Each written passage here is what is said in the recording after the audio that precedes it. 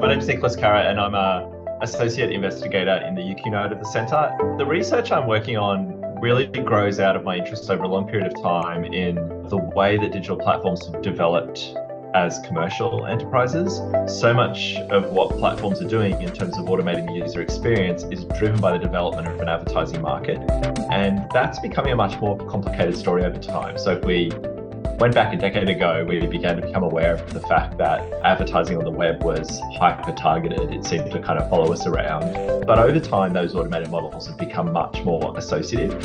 So advertisers are less saying, I want to speak to 14-year-old boys who like basketball in this suburb or whatever it might be, and more them saying, here's our audience as it currently stands. Can you tune and refine this audience over time? And then the next step that we're beginning to see emerge is the tuning of the content itself, which is the emergence of generative AI. The paradox of digital advertising is at the moment where we as individuals become way more visible to marketers become way less visible to us. And so the Ad Observatory is trying to respond to that problem.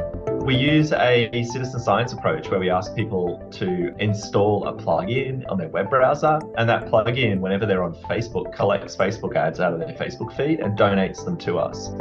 So Facebook, for example, or Meta, Facebook's parent company, do publish a library of all the ads on their platform. They're kind of saying spend lots of energy looking at the ads, but maybe what really matters in terms of thinking about the power of the system and how we might hold it accountable is not kind of what's in the ads, but what the kind of patterns of who sees what ads are over time. What we're trying to do as researchers is imagine into being better ways of looking at what's going on, better ways of describing, in this case, not the ads, but the automated system of advertising. Because then you're able to go to civil society, to government, to platforms themselves, and say, this is where we need to go collectively.